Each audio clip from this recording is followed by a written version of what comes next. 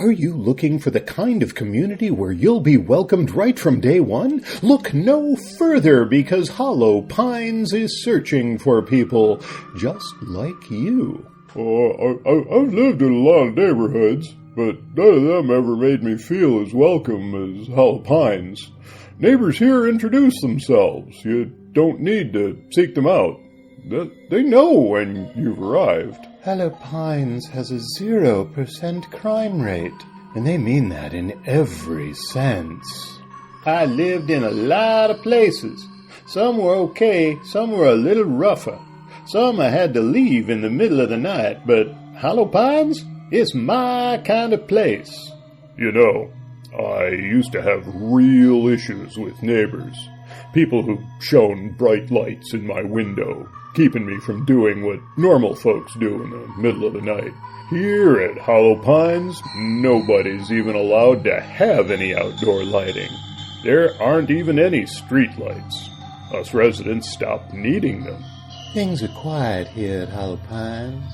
Oh, sure, every once in a while there's a little screaming, but nobody makes a big deal out of it, and it never lasts long. Then, right back to the quiet we all crave so much here. Even the loudest dogs stop barking within the first week. Come see us at Hollow Pines. Affordable housing, discreet introductions, and a chance to be more than just a nameless neighbor. Here at Hollow Pines, we're eager to meet you and your whole family, eager to have you over for dinner or a midnight snack. All new residents receive a welcome basket, a copy of the community guidelines, and a list of topics not to bring up at the annual cookout. We'd love to have you. We really, really would.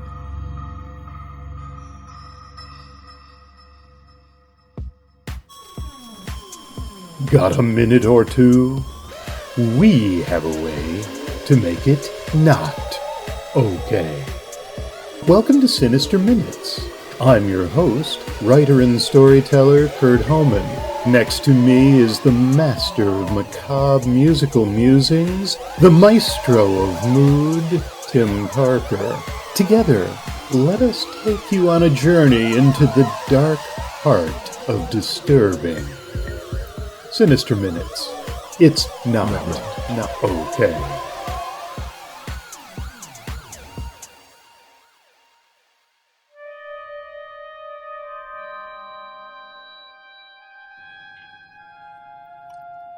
Sinister Minutes features tales that include disturbing content.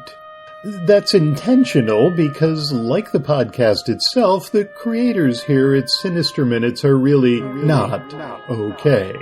Now, having said that, realize that content featured on this podcast may include descriptions of some pretty horrific things at times. It is a dark fiction podcast, after all. So we hope that you are anticipating some degree of abuse and blood, of harm and death, of suicide, of sex, of injury, of mutilation, of pain, and certainly some profanity. Maybe a little bit of screaming, occasionally some threats, a bit of torture, a bit of victim blaming. And as always, at some point, we're sure that you're going to encounter some witches. Don't say we didn't warn you.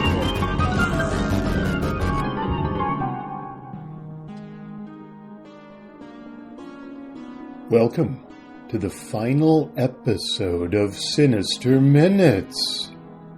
Season 2, that is. Have no fear, we'll be right back. Maybe have no fear is not something we should be promoting here. Anyway, today's story, Truth and Consequences, is all about a worker who only thinks he's had a horrendous day. But as anyone who's ever had a bad day at work knows only too well, things can always get far worse. After that, Tim takes us on a culinary adventure with a delightful helping of Eldritch Spinach.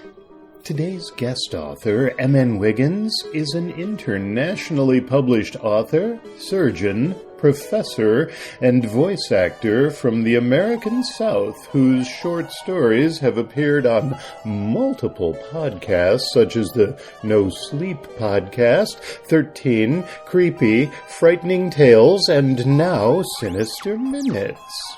Dr. Wiggins is also a novelist with his latest offering, El Dorado, available through Solstice Publishing. His complete works, including narrations, may be found at www.mnwiggins.com.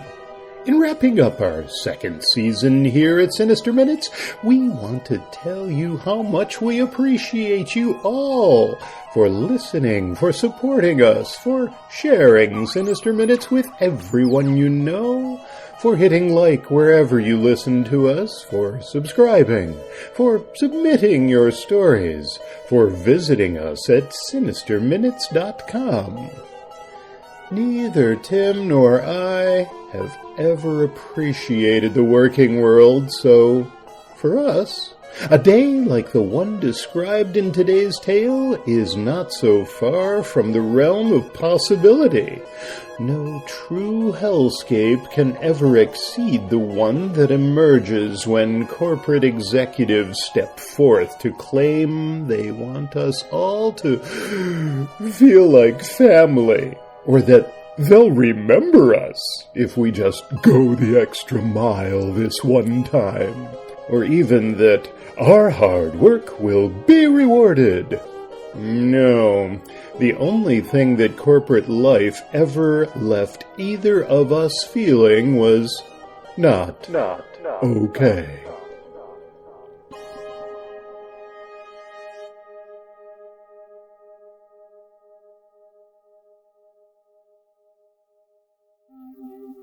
Truth and Consequences, written by M.N. Wiggins, narrated by Kurt Homan. I peek around the corner of the house. All clear. I double-check up and down the street.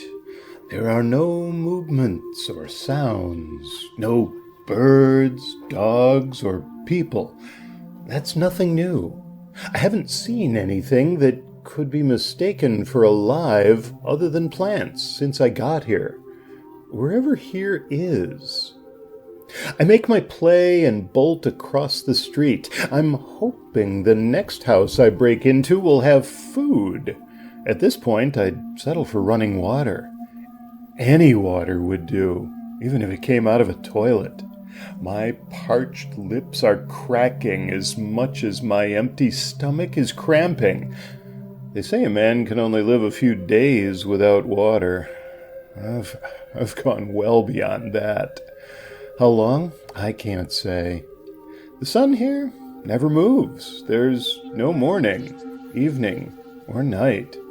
Nothing but the unrelenting heat of high noon. I use my shoulder to force open the front door as quietly as possible. If they hear, they will find me. I've got maybe 10 minutes before they're in this part of town. It took them around 30 minutes to track me down when I first arrived. I say 30. I don't have a watch and haven't yet found a working clock. As much as I want to check out the kitchen, my priority is the bathroom, where I find gauze and a Curlix bandage. That makes it a good day. I remove blood-soaked bandages from my left shin. This is why they find me so quickly. They smell blood. When I first arrived here, I made the mistake of dozing off in what I thought was a safe hiding spot. I awoke to the decaying stench and guttural growl of one of the beasts. The smallest of the four, but the quickest. It sliced my leg with its claw before I could get away. It's been weeks, maybe longer. The wound won't heal. It bleeds through whatever I use to bandage it, leaving a scent trail like cookie crumbs in the forest. There's no water in this toilet, and the tap is dry, making this house no different from the others I've raided. On the bright side, I find a pair of running shoes in the bedroom closet. It's not a perfect fit, but my old ones are worn so thin that I can tell if I'm standing on a nickel or a dime. The fridge and pantry will be bare, but my grumbling stomach won't allow me to forego looking. The only thing I find in the kitchen is a magazine open to a meatloaf recipe. The picture looks delicious, and I lick it. It's the closest thing to food I've found. I hear the clicking of claws on asphalt. It's hard to miss in the silence. Nothing in this town hums or moves. Not the air, not machinery. Nothing but me and the four beasts. They look and move like bears or overgrown mountain lions from a distance. But up close, they have alligator skin and the claws of a velociraptor. They're as hungry as I am. The few times they've been close were all I needed to see. I work hard to be wherever they are not. They haven't pinpointed the house yet, but with a pile of bloody bandages, it won't be long. I silently slip out the back, hoping my new bandage will provide camouflage for a few blocks. I fight the fatigue and run in my new shoes. I so crave sleep. But to sleep means they will be upon me, and they might take an arm or a leg. If that day comes, I hope it's my arm. If they take my leg, it's over. They will feast on me, tearing me to shreds, perhaps fighting like wolves over my corpse. I don't know how long I would feel the pain of being ripped apart and devoured. Maybe forever. As bad as I feel, hungry, thirsty, and sleep-deprived, things can get worse. I do not stop. I do not sleep. I keep moving and hiding. There is little time to think and less to reflect. Not long ago, I sat in a bar nursing my first beer. It failed to calm my nerves, but that's why they invented the second beer. The third beer I clearly deserved for all the hard work I'd given to that damn company, or perhaps had not given, over the past decade and a half. The shot of bourbon that followed was in celebration of my plan to go in tomorrow and give my supervisor a piece of my mind. Maybe even quit. No, definitely quit. Johnny Paycheck style. This plan sounded even better after my second shot. I'd had a horrendous day. You could say that this day was the culmination of the horrible year I'd had, the cherry on top of catching my faithful wife cheating, listening to my sweet teenage children repeatedly express how much they despised me, and, best of all, experiencing my loving family kick me out of the beautiful home I'd bought and paid for in sweat equity. If only that were true. The truth was, I'd never known love or companionship. I'd never married or had kids. I'd never lived in a beautiful house. All I've done since high school is occupy a crappy apartment in a rundown complex whose amenities included mold, roaches, and tetanus. The only thing I had was my job, where I'd worked for the past 15 years. At the zenith of my job performance, I'd reluctantly achieved mediocrity. Too young to retire and too old to care, I clocked in and out, doing just enough to avoid getting canned. But as new hires kept getting younger, I was forced to step up my game. Unfortunately, I had no game. At the end of my shift, my supervisor called me into her office under the guise of a friendly chat. She asked if I looked forward to the new opportunities my impending termination would bring if I didn't get my butt in gear. I retaliated the only way I knew how. I kept my mouth shut and went to a bar to brood over everything I should have said. 3 beers and 2 shots in, I couldn't recall my reason for the 3rd bourbon. Perhaps it was one for the road, because that's where I went next. The desolate road from the bar to my apartment complex was a twisting 2-lane highway on a steep hillside, and on that night I could barely see. Storm clouds hid the moonlight, and a heavy downpour easily defeated the worn windshield wipers of my beat-up 1982 pickup. Still, I courageously drove on, cautiously navigating each blind curve. A blue sedan appeared out of nowhere, swerving into my lane. It was one of those modern jobs, more fiberglass than steel. I turned hard to miss, but couldn't. I watched in horror as the car flipped and barrel rolled off the road, disappearing down the hillside.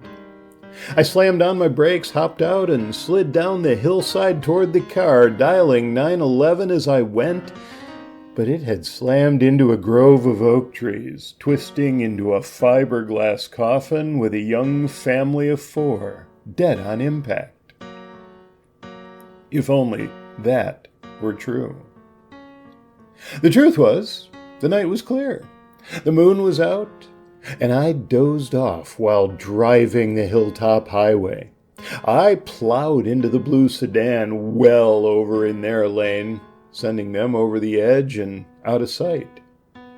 I hit the accelerator and got the hell out of Dodge with no thought of 911.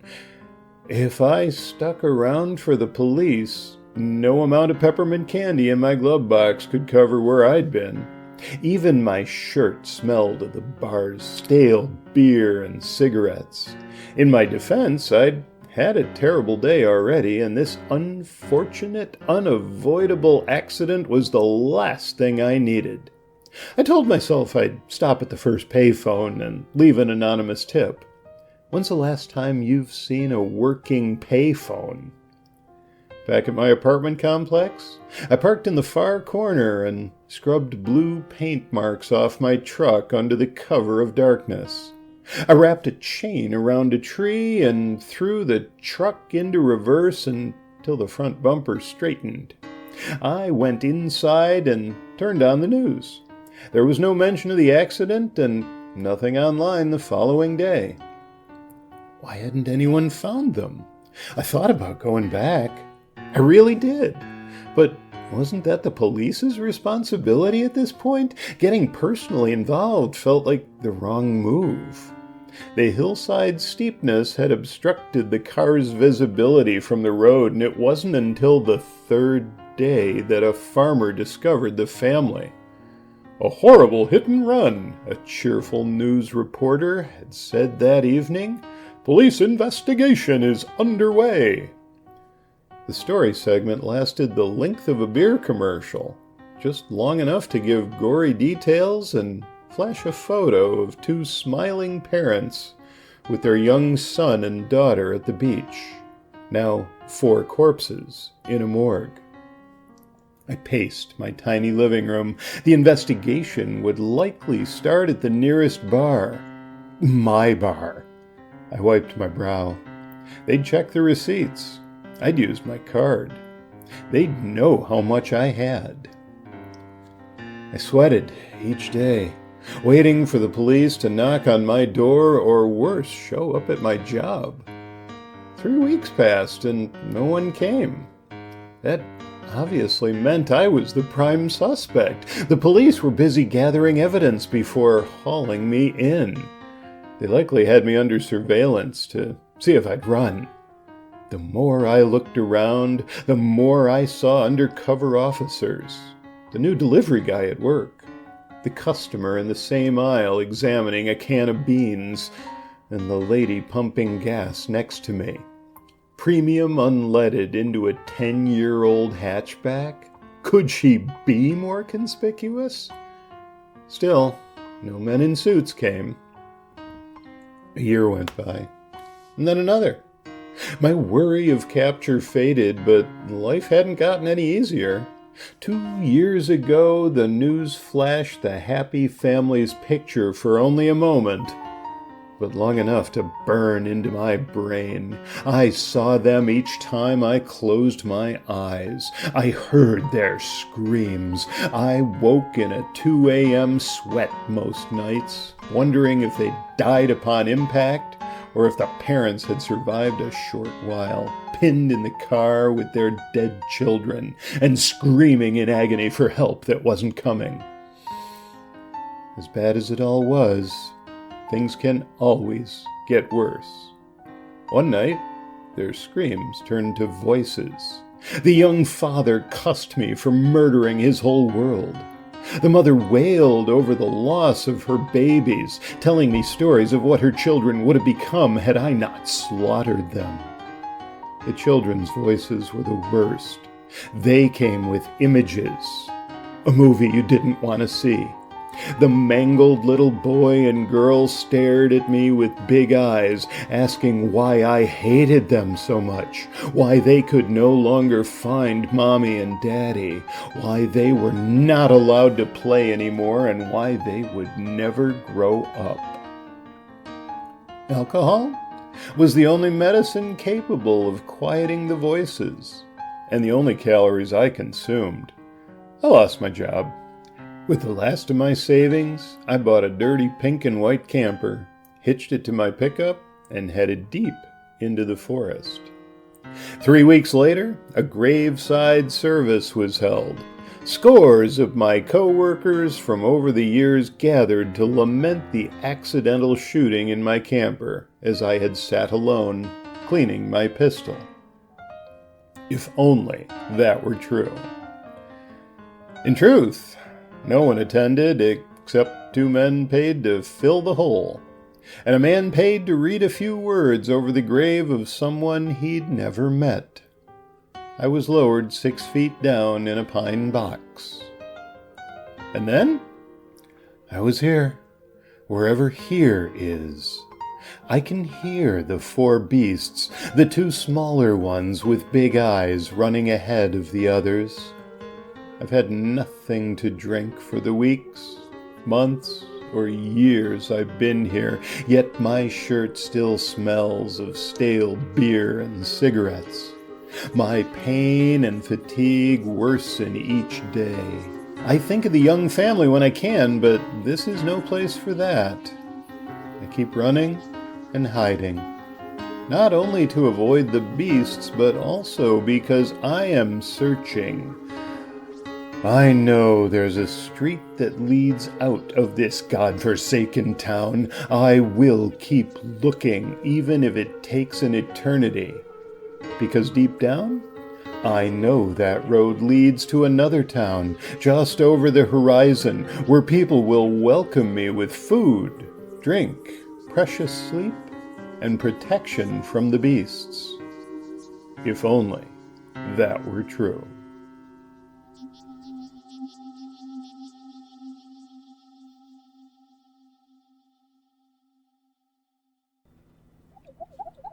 Eldritch Spinach, composed and performed by Tim Parker.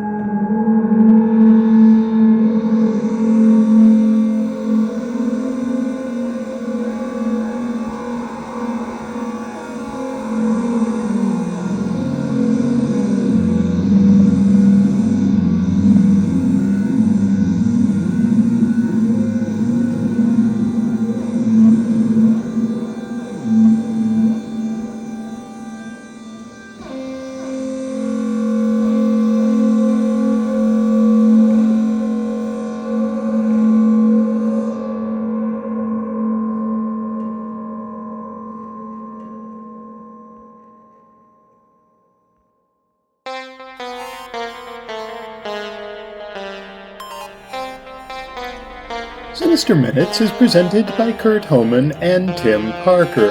The musical score was composed and performed by Tim Parker. Our production team consists of Kurt Homan and Tim Parker. On behalf of everyone here at the Sinister Minutes podcast, namely Kurt Homan and Tim Parker, we thank you for listening, for joining us as we explore all the ways in which we are not okay. This audio program is copyright by Kurt Homan and Tim Parker under a Creative Commons Attribution, Non-Commercial, No Derivatives license.